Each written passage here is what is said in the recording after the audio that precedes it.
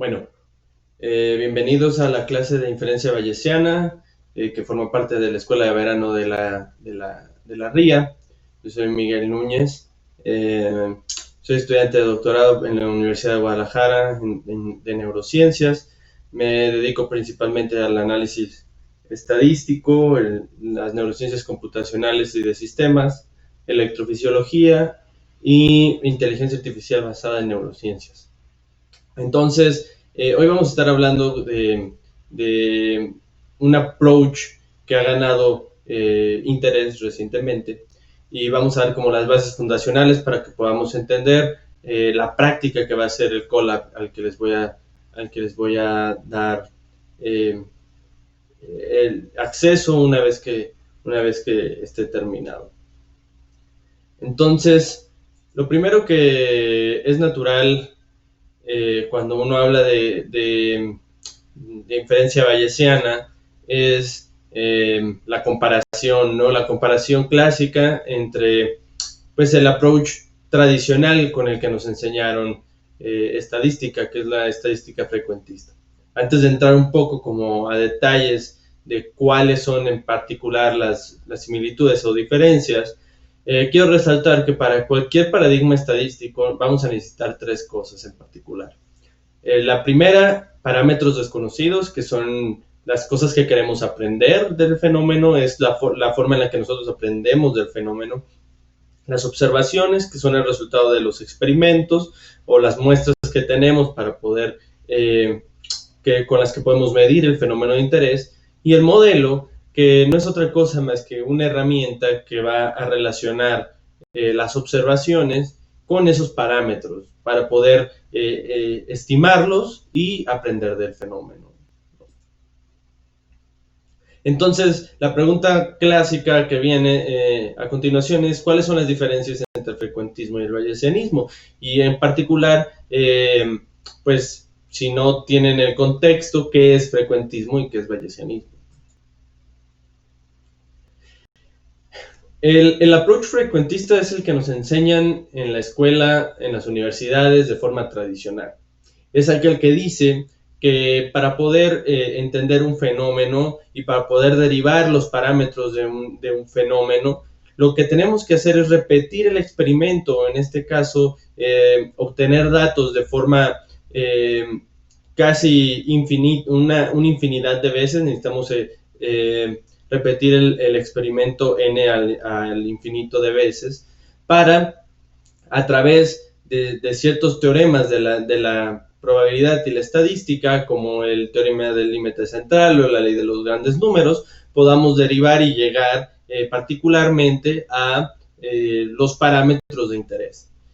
En particular, el enfoque frecuentista considera los datos como una variable aleatoria, es decir, son resultado de un proceso aleatorio, entonces son una variable aleatoria.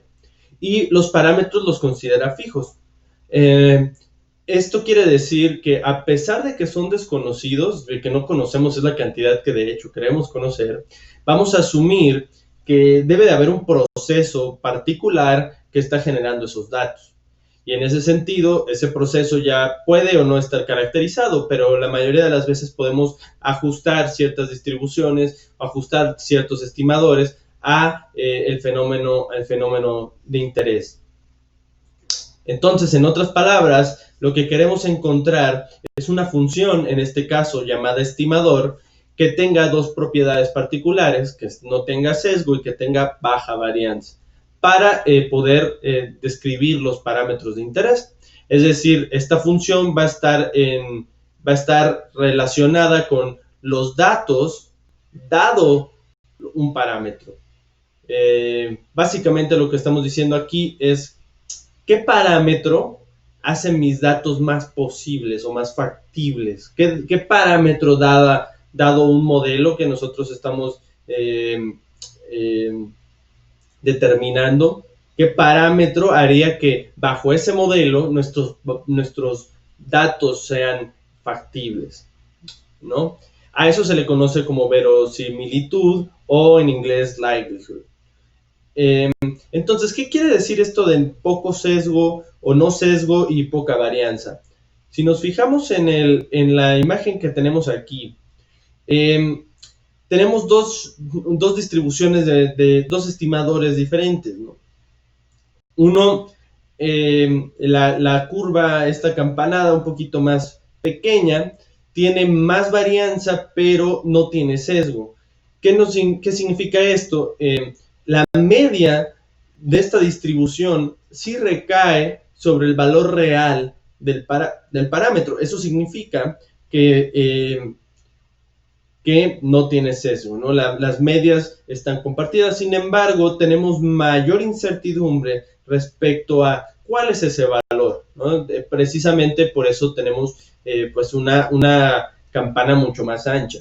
En relación, por ejemplo, a diferencia de este estimador, en donde la media del estimador no cae sobre el valor verdadero, lo que significa que es un estimador que tiene un sesgo, pero tiene una varianza menor, es decir, estamos más seguros de qué rango es el que contiene o en dónde podría estar ese valor verdadero, ¿no? Entonces, generalmente lo que queremos hacer desde el enfoque frecuentista es optimizar en ambas partes, ¿no? Sin embargo, hay un trade-off muy conocido en el que, bueno, si disminuimos la varianza, generalmente aumentamos el sesgo y viceversa, ¿no?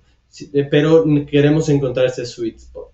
Entonces, recapitulando, el enfoque frecuentista describe que tenemos que hacer un experimento n a la infinito de veces para poder utilizar ciertos teoremas de la estadística y la probabilidad para generar estimadores que nos puedan decir algo sobre nuestros parámetros de interés. ¿Qué dice el enfoque bayesianista? El enfoque bayesianista básicamente describe o conjunta dos cosas. Conjunta primero conocimientos a priori un conocimiento anterior al experimento per se, si es que tenemos un conocimiento precedente del fenómeno o del experimento, y las observaciones para, en relación a esa conjugación entre el conocimiento previo y las observaciones, poder actualizar nuestras creencias, ¿no? Y lo vamos a ver más a detalle a continuación. Sin embargo, si le quiero hacer como algunas puntualizaciones, si se fijan aquí, los datos están considerados como que son fijos. Es decir, una vez recolectados, los datos ya no son una variable aleatoria para el enfoque bayesianista. Sin embargo, lo que pasa a ser una variable aleatoria es la incertidumbre que tenemos sobre en dónde podrían estar esos parámetros. Y consideramos a dicha incertidumbre como una variable aleatoria.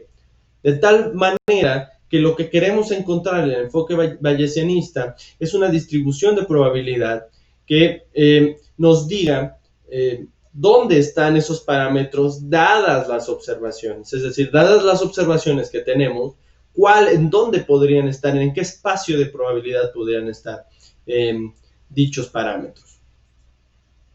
Entonces, vamos a recapitular algunas diferencias. Por ejemplo, si yo les pregunto a ustedes, ¿cuál es la probabilidad de sobrevivir en Marte sin un equipo especializado? Es muy probable que todos tengan una respuesta como esta, ¿no? Que es que la probabilidad debe ser muy, muy cercana a cero.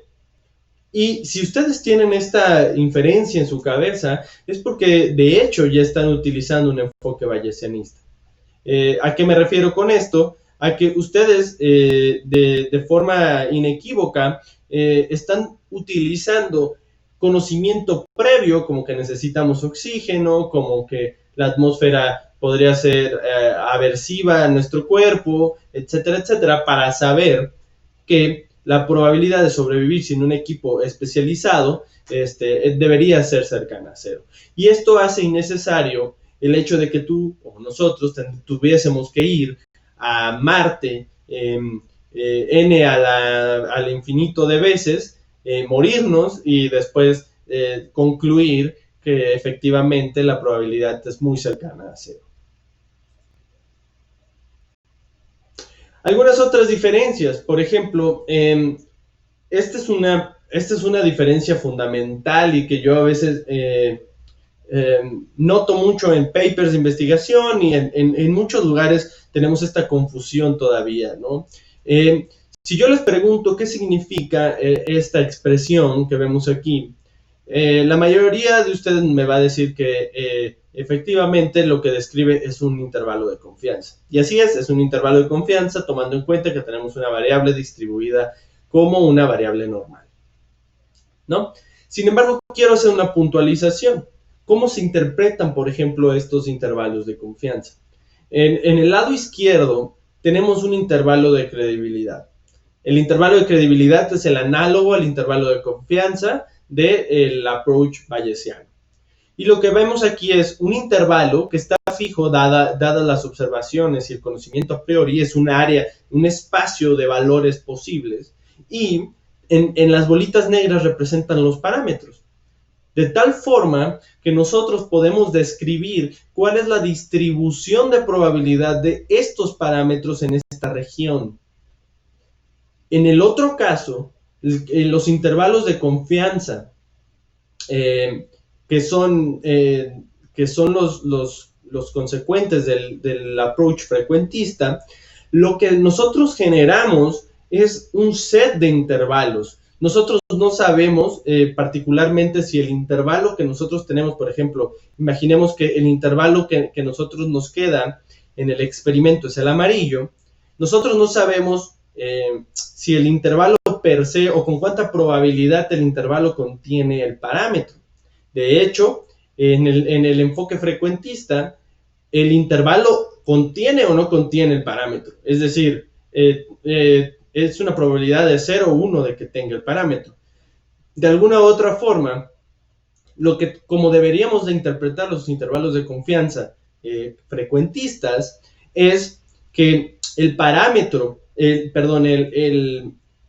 intervalo que nosotros estamos obteniendo va a contener en un 95% de las veces a los intervalos que se generarían si repetimos el experimento n a la infinito de veces. Es una variable indicadora de los intervalos, por eso aquí tenemos muchos intervalos y solo tenemos un parámetro, ¿no? Y lo contiene o no lo contiene. Muchos de ellos lo contienen, muchos de ellos no. Sin embargo, en el intervalo de credibilidad, nosotros generalmente a los intervalos de confianza los utilizamos como intervalos de credibilidad y decimos, es la probabilidad de que el parámetro se encuentre en este intervalo de valores con un 95%. Y eso es erróneo cuando se lo adjudicamos al intervalo de confianza.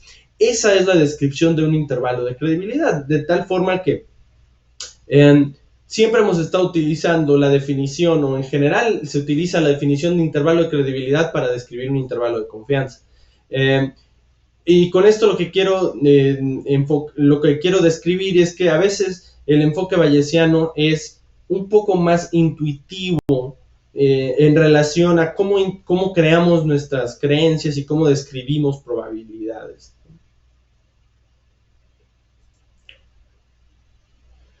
Y bueno, ya entrando un poquito más a la teoría particular del teorema de Bayes, que es el único estimador que tenemos en el enfoque bayesiano. En cambio, por ejemplo, en el enfoque frecuentista podemos tener la media, la mediana, la T, la distribución F, todos esos son estimadores, pueden ser estimadores. Sin embargo, en el enfoque bayesiano siempre vamos a utilizar un solo estimador y es este que tenemos a continuación.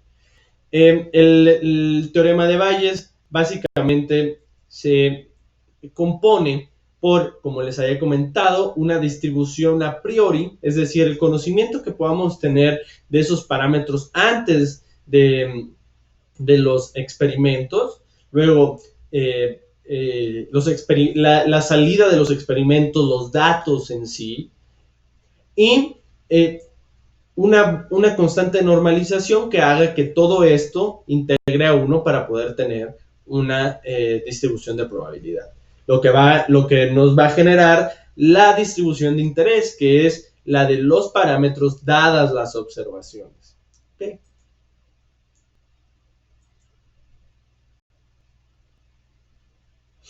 Entonces vamos a hacer un pequeño ejemplo, ¿no? Nosotros vamos de vacaciones a una ciudad que tiene una enfermedad rara, que tiene 0.1 de prevalencia.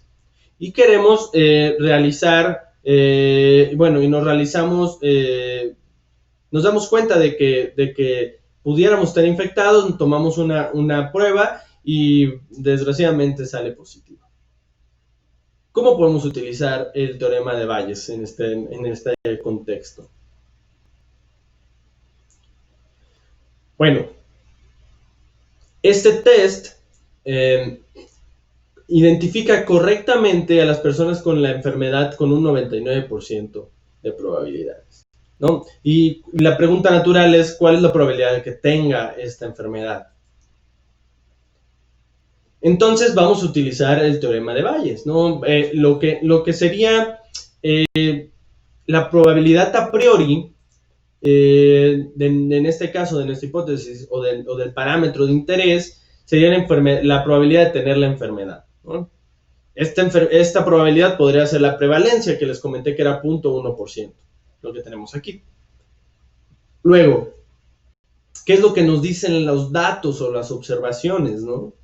Lo que nos dicen los datos o las observaciones es que la probabilidad de resultar en un test positivo, dado que tenemos la enfermedad, es del 99%. Entonces ya tenemos el conocimiento a priori, el likelihood, y lo único que nos falta es el denominador, ¿no?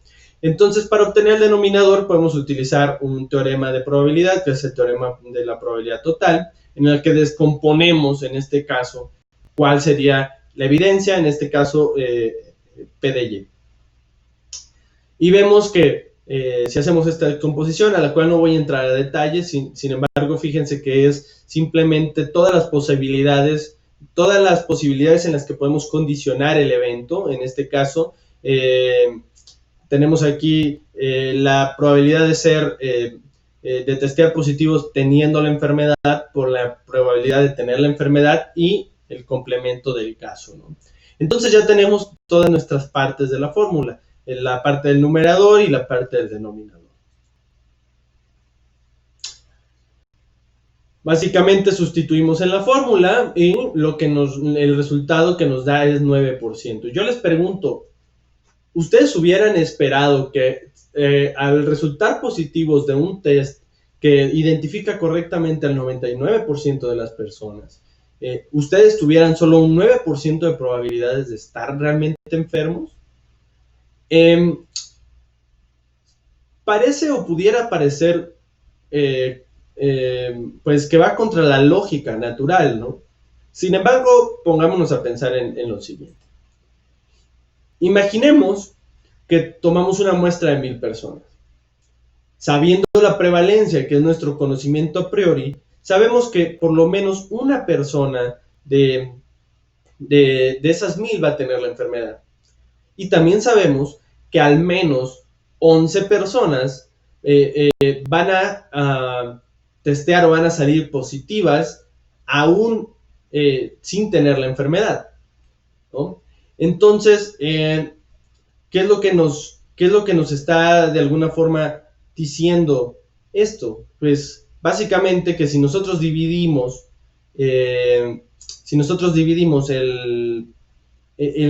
generamos este cociente, pues vamos a obtener prácticamente el valor de interés, ¿no? El 9% de probabilidades de tener esa enfermedad. Si se fijan, más allá del cálculo en particular, lo que quiero que se fijen es que el hecho de que tomamos un conocimiento a priori y de que también tomamos cuántas de esas personas pudieran tener o pudieran testear positivas aún sin tener la enfermedad, estamos tomando el error del test.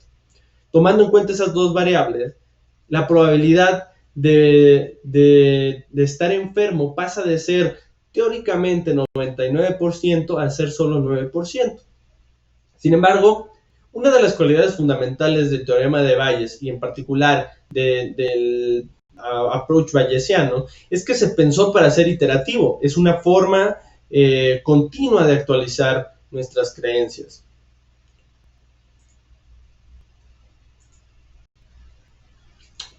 Entonces, ¿a qué me refiero con esto? Imaginemos que nosotros vamos por una siguiente prueba porque queremos tener pues una segunda opinión. Entonces, nuestra probabilidad a priori ya no es la prevalencia de la enfermedad, sino que se vuelve el resultado que tuvimos dado el test. Entonces, nuestra probabilidad a priori pasa a ser el 9%. Seguimos viendo que el test tiene la misma capacidad de detección de un enfermo y recalculamos la evidencia, ¿no? Recalculamos la evidencia con el teorema de la probabilidad total. Una vez que recapitulamos y recalculamos, pues con un segundo test ya tendríamos cerca de un 91% de probabilidades de tener la enfermedad, ¿no? Y así es como funciona Bayes. El conocimiento a priori, afecta la salida de la ecuación o del estimador. Sin embargo, uno cuando utiliza estos métodos en ciencia o en papers, uno debe de describir y justificar por qué está usando cierto prior o cierto conocimiento a priori, ¿no?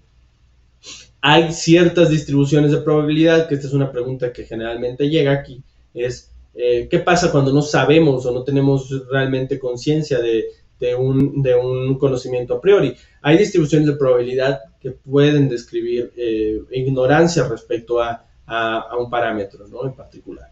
Sin embargo, aquí lo que quería rescatar es eso, la capacidad de poder iterar sobre el problema y poder actualizar nuestras creencias conforme va llegando información nueva, ¿no? De tal forma que con un segundo test tendríamos hasta un 91% de certeza de que estamos enfermos. ¿Por qué Bayes ganó popularidad recientemente? Bueno, si ustedes tomaron en cuenta el ejercicio dummy que vimos anteriormente, justo acabamos de ver, podemos observar que la parte del numerador es muy sencilla de describir. Sin embargo, la parte del denominador tuvimos que desarrollar gracias a un teorema de probabilidad, descomponer las probabilidades y sumarlas, ¿no? De tal forma que es una sumatoria, porque estamos hablando de eventos discretos y probabilidades discretas. Sin embargo, cuando estamos en un ambiente continuo o con variables continuas, el denominador de Bayes se convierte en una integral sobre el espacio de parámetros, ¿no? Entonces, imaginen un problema con 20 parámetros diferentes, pues vamos a tener una integral, 20 integrales superpuestas, ¿no? O a la 20, ¿no? En vez de una integral triple, una integral a la 20ava o 20ava, ¿no? En donde tenemos que integrar, si se fijan aquí, lo que tenemos dentro del integral es en efecto el numerador de Bayes. Eso significa que estamos integrando todas las posibilidades para poder normalizar y que la función de salida integre a 1, ¿no? Generalmente vale la pena decir que en estas integrales no se pueden resolver de forma analítica. Entonces, hemos podido desarrollar recientemente modelos computacionales de muestreo que nos ayudan a resolver estas integrales sin necesidad de tenerlas que describir analíticamente. El modelo más natural y común que se utiliza es Markov Chain Monte Carlo, con el que vamos a estar utilizando en Colab. Entonces, vamos a ir pensando, vamos a ir tratando de entender qué es lo que sucede o cómo funciona este proceso de Markov Chain Monte Carlo. Siempre que vamos a hacer un problema de inferencia bayesiana y tenemos n diferentes incógnitas, implícitamente estamos creando un espacio n-dimensional. En este caso, asociado a ese espacio va a estar descrita, ese espacio va a estar descrito por las distribuciones de probabilidad a priori y la superficie que emerge en ese espacio va a estar descrita por los datos. vamos a tratar de entender esto. Por ejemplo, aquí estoy describiendo que capaz tengo dos parámetros de interés y lo único que sé de esos parámetros de interés es que van de 0 a 5. Entonces, mi espacio n dimensional, en este caso de 2 dimensiones, en el que vamos a empezar a obtener muestreo, va a estar descrito por estas dos distribuciones. Aquí lo podemos ver en esta gráfica, ¿no? Este es el espacio en el que pueden vivir, mis observaciones. Este es otro ejemplo. Por ejemplo, aquí tenemos una distribución a priori formada por dos exponenciales distintas. Vemos que naturalmente asignamos mucha mayor probabilidad a los números que están cercanos a 0 y conforme vamos hacia 5, pues tenemos menos probabilidades o estamos asignando menos peso en la superficie, ¿no? Entonces, básicamente, lo que va a hacer el algoritmo de sampleo, el Markov Chain Monte Carlo, es que vamos a empezar a obtener muestras y estas muestras van a ir dando forma a este espacio de probabilidad, tomando en cuenta qué tanto peso o probabilidad le estamos asignando a dicha muestra. Entonces, si las superficies están descritas por las incógnitas y ergo están descritas por la distribución a priori, ¿qué pasa con el espacio, ¿no? Después de incorporar las observaciones? Y como les comenté, el espacio se va a modificar de tal forma con las observaciones, de tal forma que imaginen que lo estamos como jalando o lo estamos acotando dentro de la misma superficie de distribución a priori. Conforme vamos obteniendo muestras que son probables, empezamos a muestrear en ese rango, en ese espacio, y vamos construyendo con un conjunto de muestras lo que sería representativo de la distribución posterior. De tal forma que a más datos vamos a tener más de este pooling y stretching, vamos a estar jalando y vamos a estar modificando la información. Esto quiere decir que vamos a tener más evidencia, que vamos a poder obtener más muestras para poder generar una superficie de probabilidad que esté más cercana a la distribución posterior. Y a menos datos, pues nuestra distribución posterior se va a parecer mucho más a nuestra distribución original, que en este caso está descrita por las distribuciones de probabilidad a priori.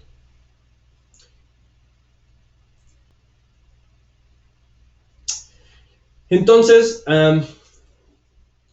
básicamente, ¿cómo podemos explicar el algoritmo de Markov Chain Monte Carlo?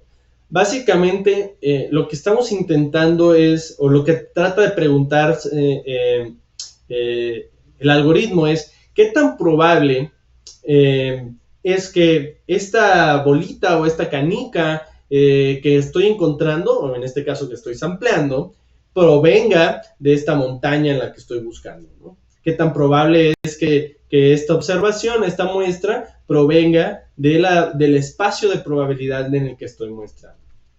Entonces, lo que va a hacer este algoritmo es, vamos a sacar vamos a aventar un montón de caniquitas y vamos a ver si esas caniquitas, qué tan probable es que esas caniquitas vengan del espacio de probabilidad en el que estamos muestreando. Solo vamos a retornar las que sí están aceptadas, es decir, las que sí pueden o podrían provenir de ese espacio de probabilidad, y al momento de conjuntar todas esas bolitas de forma inherente, vamos a recuperar la distribución a posterior sin tener que solucionar la integral de forma analítica. Esa es la idea de Markov Chain Monte Carlo.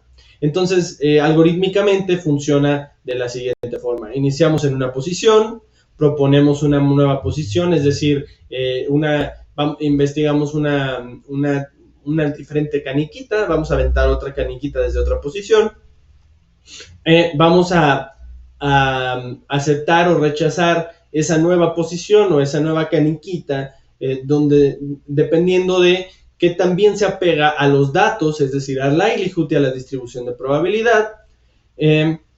Y si se acepta, pues nos movemos a la siguiente posición para poder explorar esa posición, y si no se acepta, pues no nos movemos de esa posición.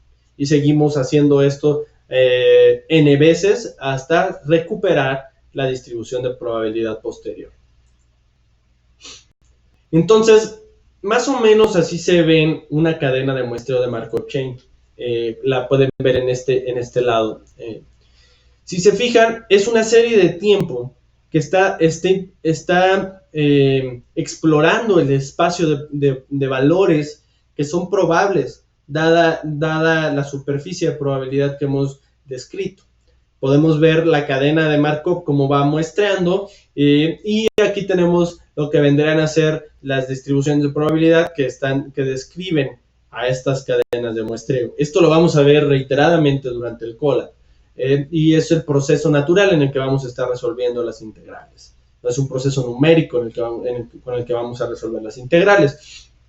Más allá de eso, hay que tener en cuenta cómo estas series de tiempo pues están tratando de explorar valores que son probables, pero si se fijan, los valores que toman esta cadena no dependen necesariamente del valor anterior, por eso vemos una línea como gruesa. ¿A qué me refiero con esto? Por ejemplo, imaginen que tenemos estas dos cadenas de Markov, ¿no? Estas dos cadenas idealizadas de Markov. Vemos como aquí la muestra en este punto, en el punto cercano al cero, no depende o no pareciera depender de la muestra anterior, es decir, estamos de alguna forma explorando el espacio subyacente o que está alrededor del valor cero, que parece ser el valor más probable en ese espacio de probabilidad. Y aquí tenemos una cadena que se podría decir que no converge o que tiene problemas de convergencia. Convergencia en términos de las cadenas de Markov, lo que significa es que estamos explorando de forma consistente el espacio de probabilidad propuesto. En el caso particular del azul vemos que básicamente pues el valor de un punto sí tiene mucha relación o tiene una correlación, una autocorrelación alta con el valor pasado de la serie de tiempo. Esta serie de tiempo, cadena de Markov no está siendo efectiva para explorar el espacio de probabilidad, y pues básicamente nos va a dar una inferencia errónea, ¿no? Entonces, por último, ¿qué es lo que vamos a estar utilizando para resolver este tipo de problemas dentro del Colab? Vamos a utilizar esta librería que se llama PyMC3. Es una librería que tiene una sintaxis muy limpia y que a mí me gusta mucho para enseñar este tema. Todos los modelos bayesianos se rigen por tres cosas. Primero, especificar el modelo probabilístico, es decir, toda incógnita, todo parámetro que es una incógnita va a tener asociada una distribución a priori, y los datos son los que van a generar la distribución de likelihood o la verosimilitud. Calculamos la posterior y checamos si el modelo es consistente, checamos si el modelo convergió, etcétera, ¿no? Entonces, eso se traduce de forma muy directa en código. Aquí vemos cómo estamos importando PMC3 a Python y a Arbis. A Python, Arbis es una librería que ayuda a visualizar PMC3, es una librería de visualización. Entonces, si se fijan aquí, estamos abriendo un contexto en Python que sería un modelo. Aquí estamos definiendo el modelo y decimos que con un modelo de PMC3 vamos a darle un nombre a ese modelo y vamos a definir adentro las especificaciones probabilísticas. En este caso yo estoy diciendo que tengo un parámetro θ que tiene una distribución a priori beta, a la que le estoy llamando, este es el nombre de mi parámetro, y le estoy dando los parámetros de la distribución, o los valores del parámetro de esta distribución. Entonces, ese sería teta. Y luego, si se fijan aquí, lo que vendría a ser likelihood, la likelihood, estoy diciendo que es una Bernoulli, a la que le estoy dando como nombre Y. Al valor de P, al parámetro P de esa Bernoulli, le estoy pasando la distribución a priori. Y como es likelihood, como es una verosimilitud, tiene que observar los datos. Entonces, los datos observados pues son los datos, ¿no? En general. Luego, la belleza de esta librería y en general de los lenguajes probabilísticos es que esas integrales horribles y esos procedimientos horribles se convierten en una sola línea de código. En este caso, ampliamos la línea obtenemos 1000 muestras de esta distribución o de estas distribuciones. Esto que es el trace van a ser el conjunto de muestras, y aquí empezamos a ver esas cadenas de muestreo, cómo están descritas, ¿no? Esta va a ser como la configuración natural que vamos a estar trabajando. La vamos a estar trabajando alrededor de varios temas, desde inferencia de un solo parámetro, inferencia de varios parámetros, contraste de hipótesis bayesiano, regresiones lineales bayesianas, regresiones jerárquicas o modelos jerárquicos bayesianos, que es una cosa muy interesante, modelos lineales generalizados, y al último voy a agregar un ejemplo de Deep Learning bayesiano. Entonces, eso sería todo. Espero que no les queden dudas. Si les quedan dudas, tendremos algunos minutos al principio de la clase en vivo para poderlas resolver. Y pues, gracias, y los veo en unos días.